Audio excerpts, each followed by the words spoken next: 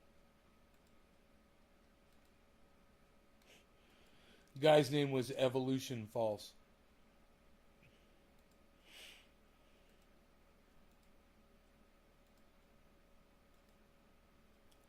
Oh my God, Cindy Bin 2001, guys. Holy shit. Oh my God, that is an old... Oh, that's my first troll, I think. I forgot about her.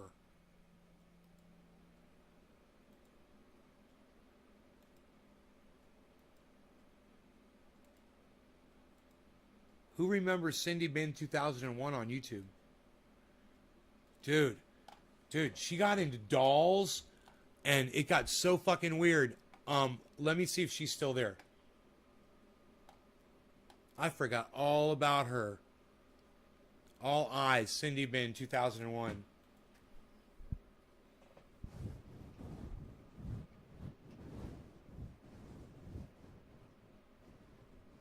Nope, not coming up. No results found. Dude.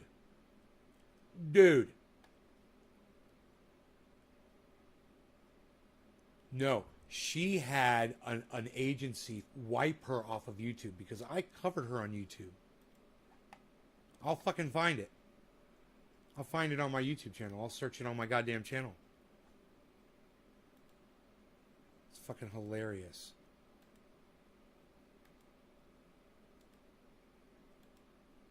J-Bone.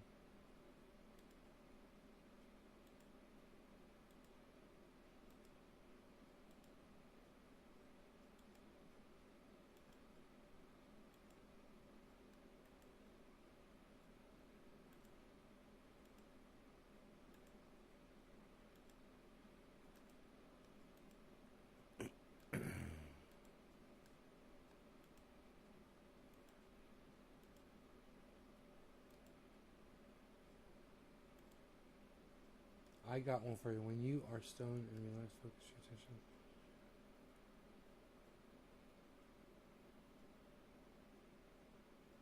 That's just meditation, Matt. I mean, Octo, I'm sorry. I'm looking at somebody named Matt.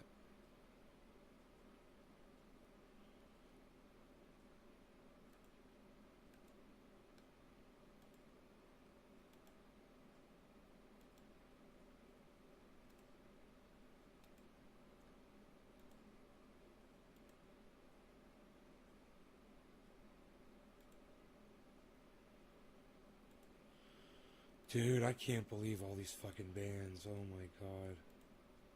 Billy Bong Thornton. I thought I lifted that band. What the fuck, dude?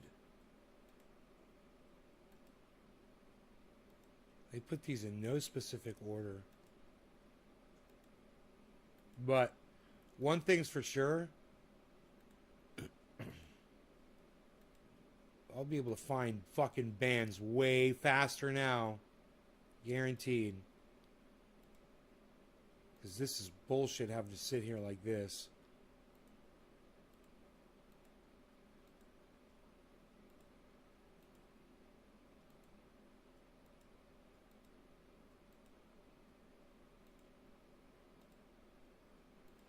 All I'm saying is this shit better go through.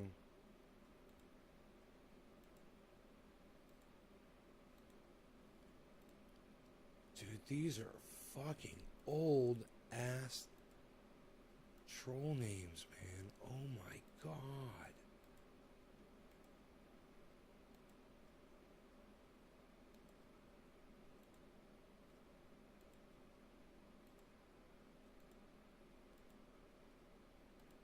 All of 4-name guys, troll names.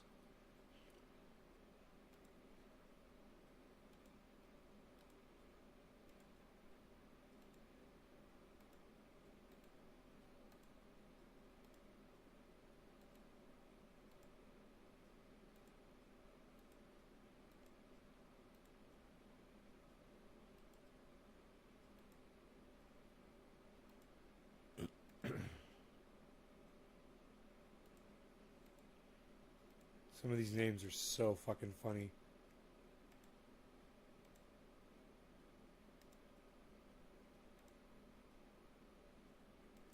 Nay, Reich. I thought I already deleted that one.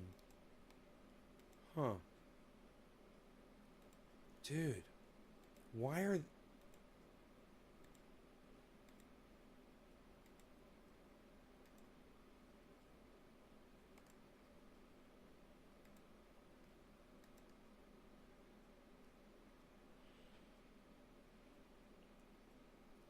It's supposed to be a sign. Yeah, it's not, Octo. It's just an optical illusion. Your eyes get focused on something, and you start seeing images around that aren't there, that were imprinted on your eye from staring in one place. Everyone knows about that, man. It's like you're... It's so weird that you're so easily... I don't know. I know you say it's supposed to, but you said, I got one for you.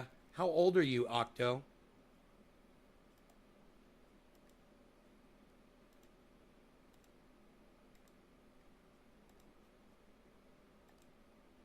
The reason I'm asking how old you are, because it just doesn't seem like... If you would assume that people don't understand...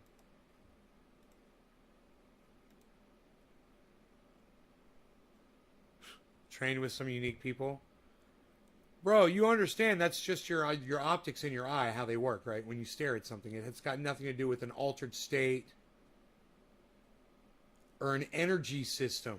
There's no energy system, right? You understand that, right? You're not seeing energy, right? You understand that, right?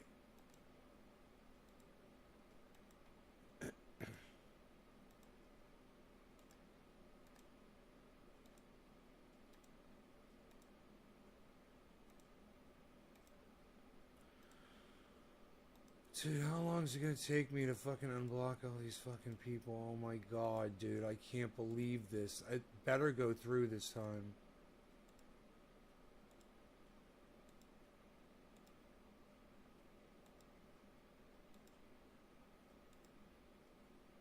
I wonder how many people watch this, people from behind virtual private networks, so they're actually watching live, but it doesn't count as an actual viewer. And they can't chat because they're not logged into YouTube. But they're actually watching it. I wonder how many people do that.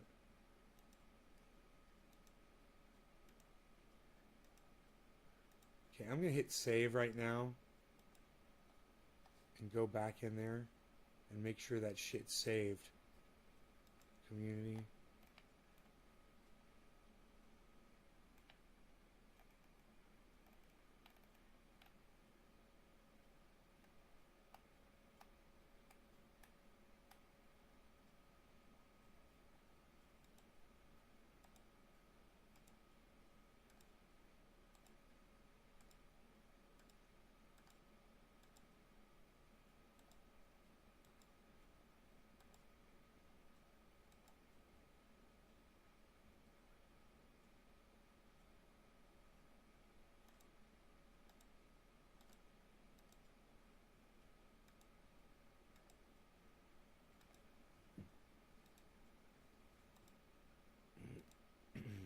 Someone else with that energy thing, Russell Brand with his energy. We share a common energy on a common vibration.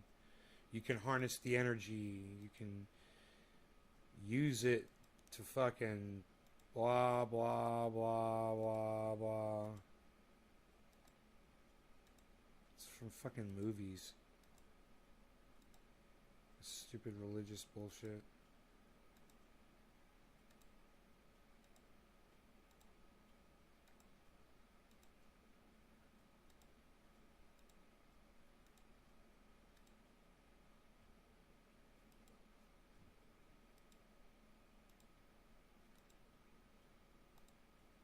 Man, people got so mad at me back in the day when I stopped saying anything but cannabis.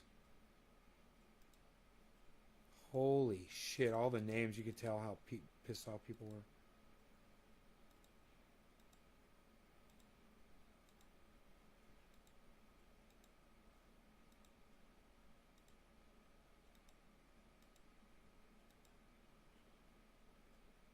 Review anything but tech. That's a funny name.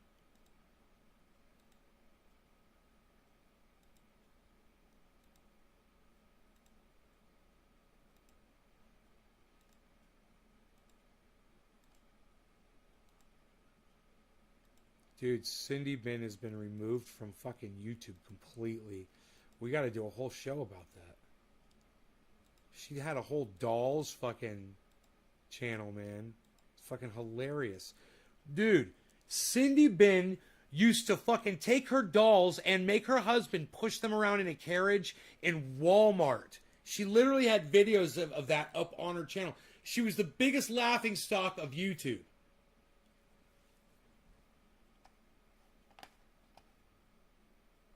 It's probably called Cindy Dolls now or something. Here, let me try that.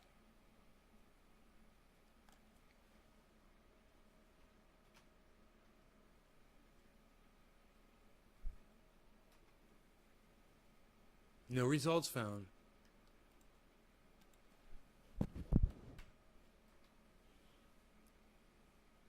No results found.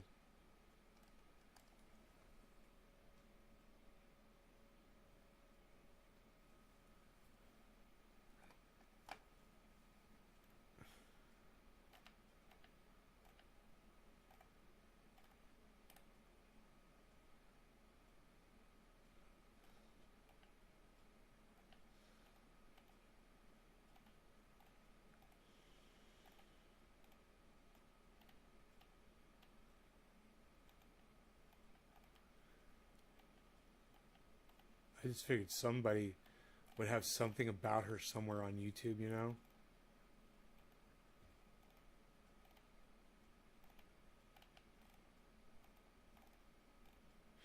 Dude, I'm gonna go to my channel and I'm gonna find it.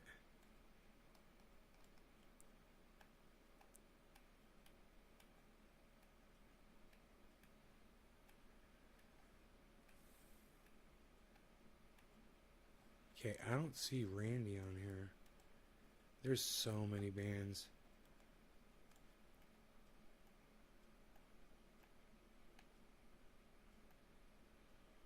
Wow. Oh my God.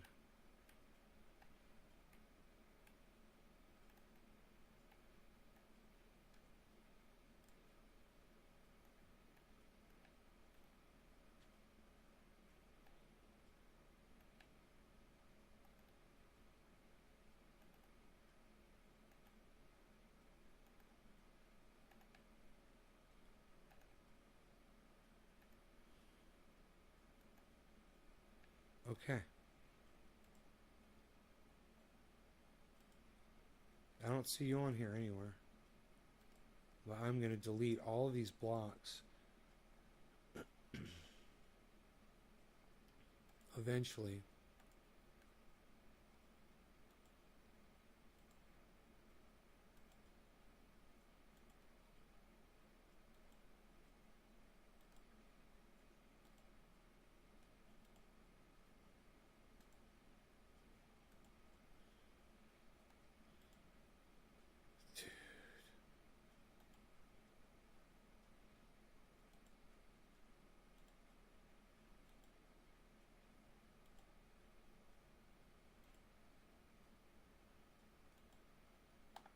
It's noon. I haven't eaten yet.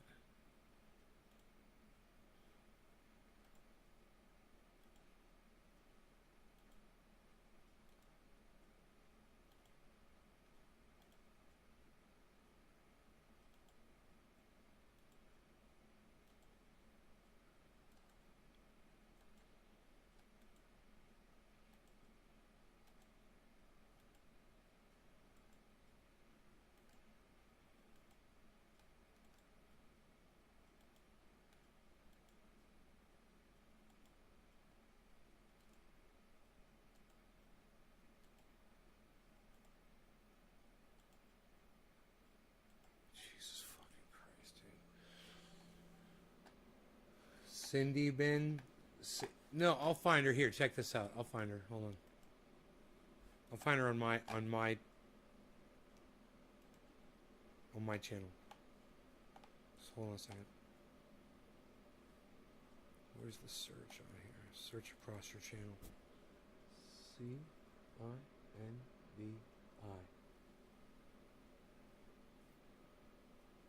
Video 0. I don't know how that's possible. Cinder, cinder, cinder, cinder.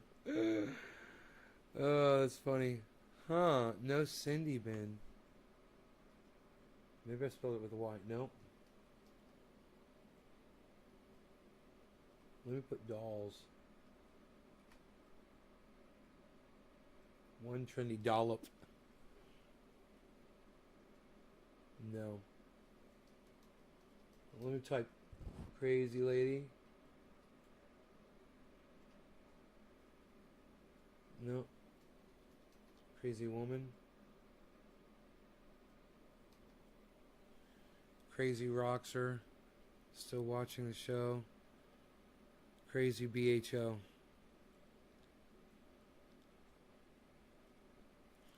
Oh, these are only streamed videos. Oh, wait, whoa, whoa, whoa, whoa, whoa, whoa, whoa, whoa, whoa, whoa, whoa, whoa, whoa, whoa, whoa, whoa, whoa. Okay, hold on. Uploads. Yeah, uploads. Huh. No, it didn't come up.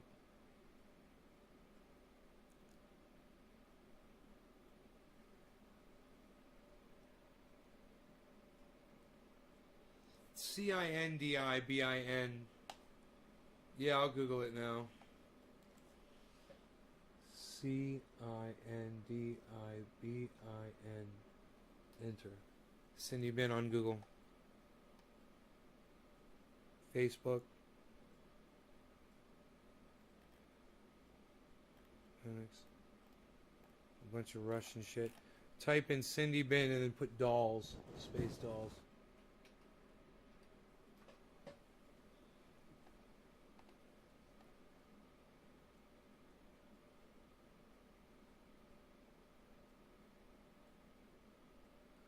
I fucking found something. Official CBD News. The website's under maintenance. She had it taken down, man. She literally had a company go around and clean her off the internet. You could pay someone to do that shit. They'll do that shit. They'll remove every trace of you off the internet. That's what she did. She was getting so much hate from people that I literally Generation Dolls. I think she was into one specific kind of doll. It was like called a, I don't know. They were like really lifelike dolls. Really weird, man. She was really into it. It's so funny the way she had her husband all indoctrinated.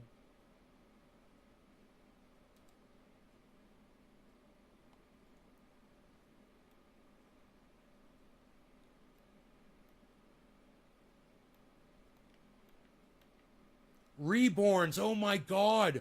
That's what they were called. That's what they were called. They were called Reborns.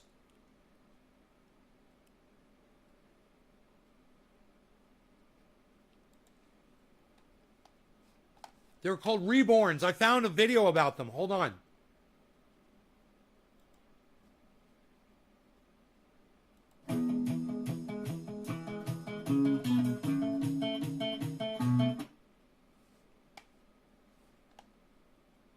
Oh my God.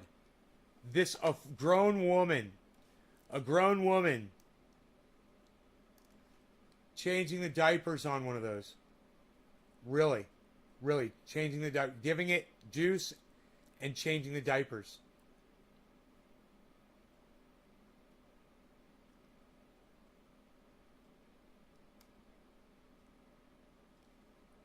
Fucking psychotic.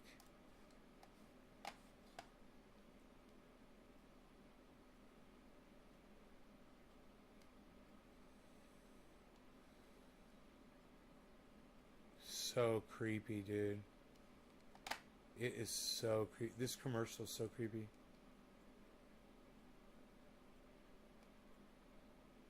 So, it shows this girl out and about with her little doll. She's out and about with it. That is exactly what Cindy Bin used to have.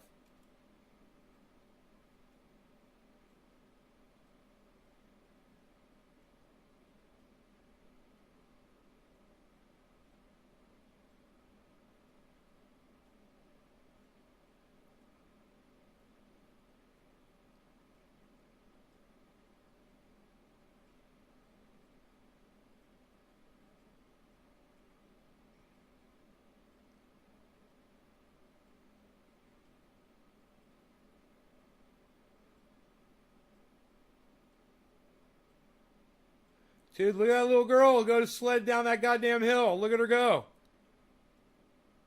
She's a little fucking badass.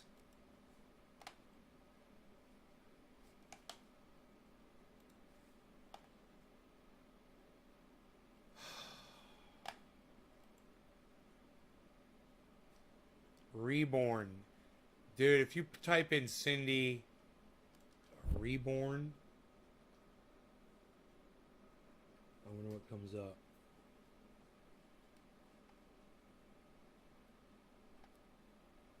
Reborn Living Dolls.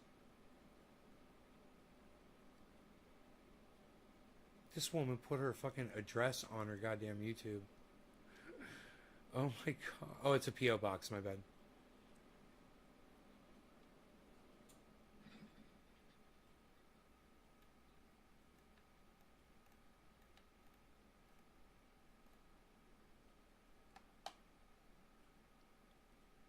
Cindy's Baby Loves.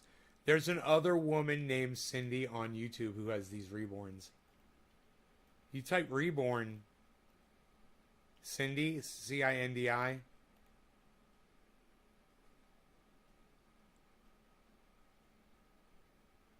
Okay, here's a lady shopping for reborn baby stroller and car seat with my reborns. Here's a crazy lady. She's a mom. She's got a daughter, but she's got these fucking babies, and this is her. Hey everyone, it's me, Dennis and Shiloh. Today we're at Target and we're gonna be. Okay, so. So blue. I'm making sure I'm in the video for who was that sweet? So this lady is going into Walmart. I think those are called boots. Yes, those are called boots. Oh my god. This one's light up. Matt.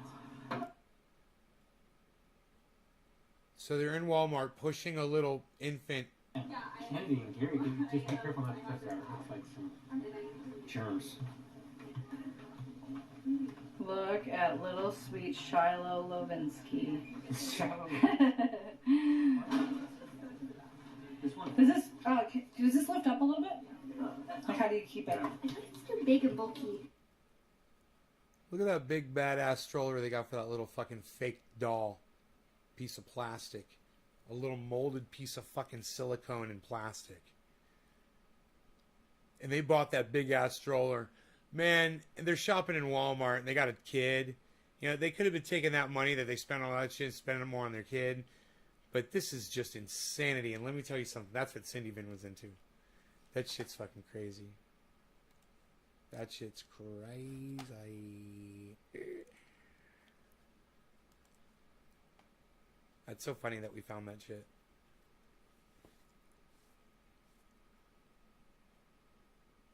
How'd she earn the block? She's anti-cannabis. She used to come in my channel and she used to scream at me. I told her to go fuck herself. It's on one of my videos, man. We could probably find it in the early uploads.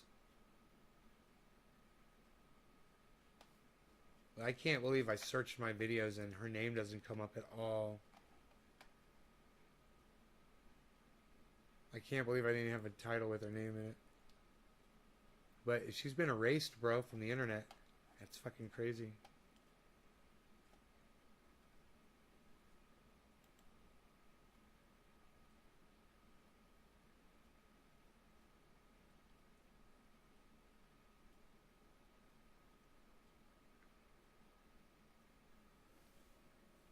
Out of coffee, guys. Sorry. Sorry about your luck. Hope you enjoyed the 4-hour show. 20 seconds of me waving goodbye, saying I love you guys so much. Thank you for watching. I hope you enjoyed watching me extract this keef.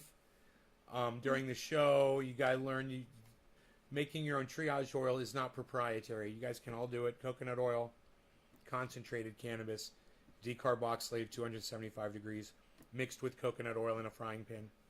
50-50. Take that mix. Once it's thoroughly diluted, make sure that that keef is diluted.